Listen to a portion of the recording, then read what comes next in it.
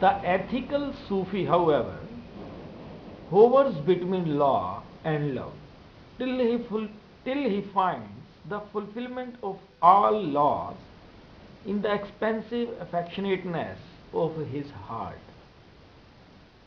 A certain Sufi followed to the very letter all the diverse injunctions of his faith, Islam, and yet a vision of God was not vouchsafed to him. He appealed to God against this apparent injustice of his. God replied, "If you want to see me, go to the house where there are song and dance." Where there are songs and dance. The Sufi was astonished at this, for had he not read in the Quran that such things are taboo? However, he made up his mind to visit the house of a person who was fond of music. As he listened to the songs which were being sung, he had a vision of God vouchsafed to him, and he heard God saying to him, "Taboos make of me a tyrant of me, who am thy lover." Taboos make of me a tyrant of me. Very interesting thing. I am again repeating it. Taboos make of me a tyrant of me, of God, of me, who am thy lover. The unitive Sufi sets no store by ecstasy and miracles. He says, miracles hinder the elect from penetrating the inner shrine of truth. He believes in the illuminative capacity of love, which is both all-inclusive and selfless, says Muhammad of Sebistar. Says Mahmud of Sebistar, to him whose soul is illuminated, all the universe is the book of God Most High. It is the ethical Sufi who is impatient to attain to a state of ecstasy, for he feels that that is the height of spirituality. Who? Ethical Sufi. The unitive Sufi is often a poet, while ascetic or ethical minded Sufi is a philosopher. Very minute difference. Unitive Sufi is often a poet, while the ascetic or ethical minded Sufi is a philosopher. Both attain in the end to the same goal. Both attain in the end to the same goal, namely of realization of the one in the many, but through different avenues of approach, which may be illustrated by an anecdote. It is said once two great Sufis, Ibn Sina and Abu Said, met each other and were engaged in a long conversation.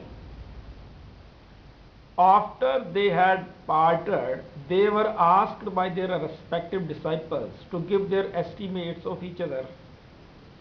Said Ibn Sina, "What I know, he sees."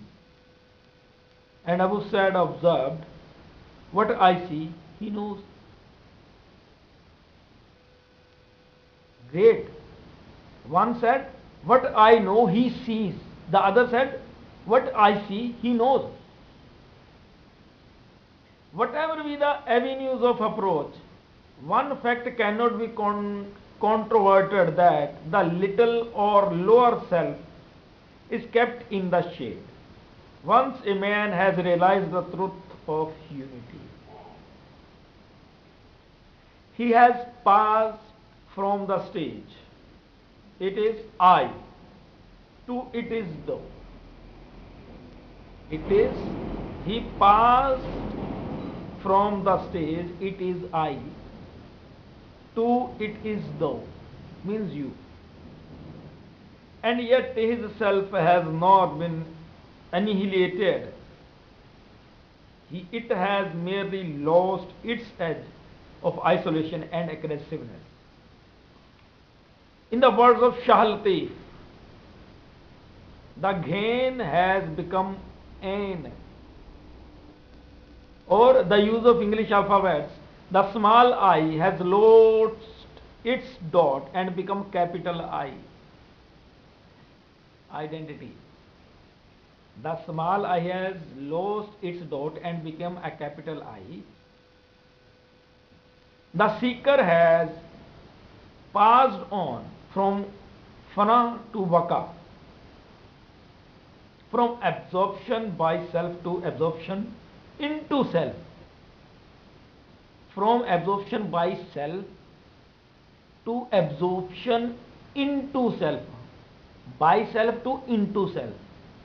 He has died unto himself so that he might live, for he knows that the eternal he can never die.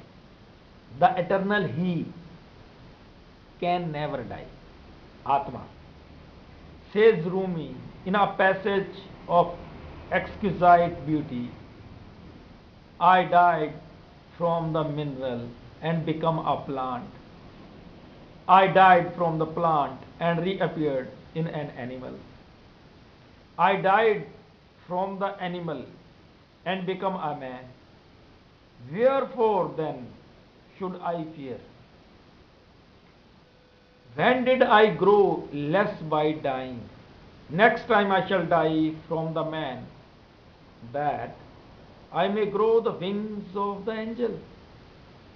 From the angel too must I seek advance. All things shall perish save his face. Once more shall I wing my way above the angels. I shall become that which entereth not the imagination. Then let me become naught for the harp string.